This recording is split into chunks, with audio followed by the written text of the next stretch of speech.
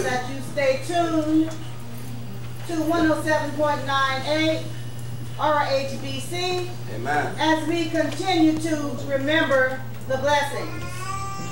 Reverend Osbrook serviced the Rose Hill family for 20 years. However, God saw fit to send us Reverend Phillip Sherman. Under Reverend Sherman's leadership, as you have heard previously, many blessings were bestowed upon us. At this time, we're going to ask that the blue group enter, and we'll have reflections by Brother Phillip August.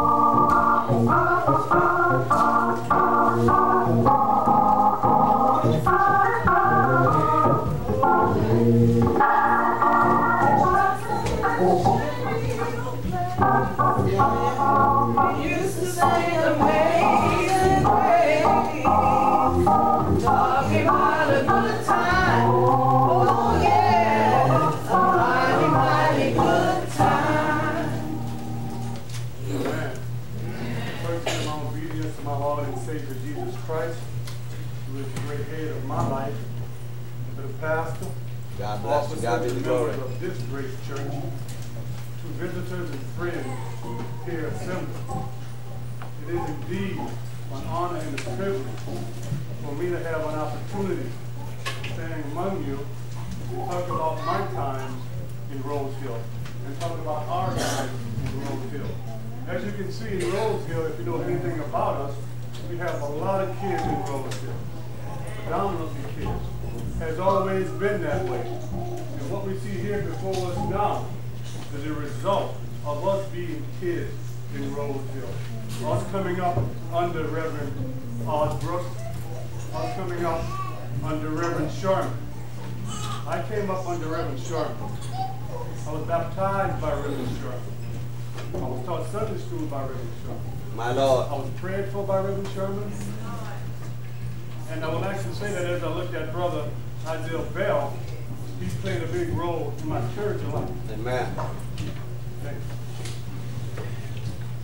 I got baptized, and after I got baptized, we realized that we also had to learn to find arts of praise.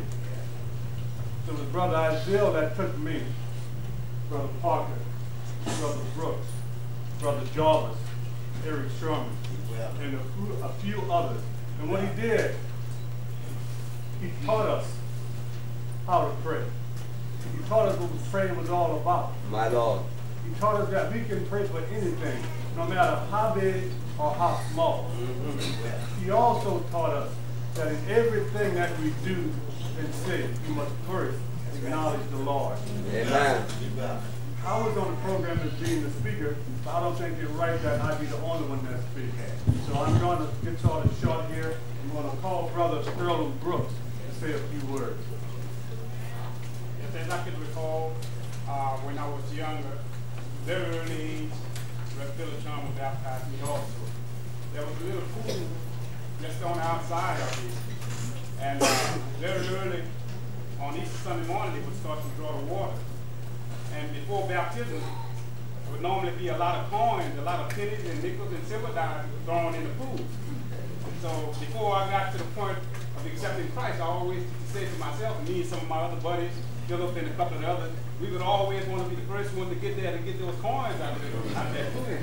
But I can remember going down in the liquid grade by Reverend Sherman, and Mr. Lateef was present, and Mr. Melvin, and Brother Isaiah Bell, and a couple of others. But Reverend Sherman was a real, I call him a love preacher. He preached love, he preached love, he preached love. And the thing about him, and the ones that were here that could remember Reverend Sherman, until his health failed, he preached love to the very last second. I mean, he was behind that pulpit, and it was obvious that he was sick. But you know what? He just kept preaching love. He preached love day in and day out. And the good thing, one thing I picked up about Reverend Sherman, whenever problems arise in Rose Hill, he didn't try to solve them all. Because he knew that he couldn't handle them all. Sometimes he just left them alone, you know, and he knows that the Lord will work him out.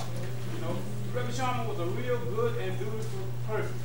And I tell you, I'm getting emotionally filled right now, but he was a very good person, and knowing a person such as him is just a blessing. My Lord. So we have also been blessed from that point to this point with a preacher that reminds me very much of Reverend Sherman, and he shows me that Homer is just the same.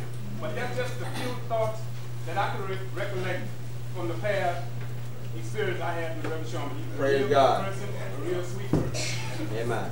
I'd like to add one more thing if I might. I left high school, and this is the type of people that we were brought up under as I grew up. I was always into sports, but I know that I had to go to church. So if I was going to play basketball, and it was like during our church hours, we would go up and catch church at St. James. We made sure we went to church. That was embedded in us.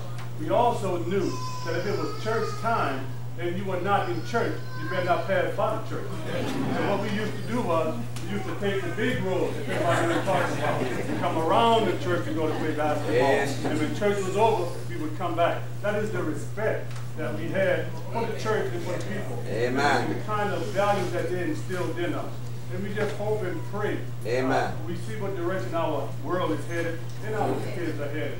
So we're just asking that as Christian men and women, that we pray on a regular basis for our youth, that they too can be brought to the full glory of the Lord. Amen. Thank you. Amen. God bless.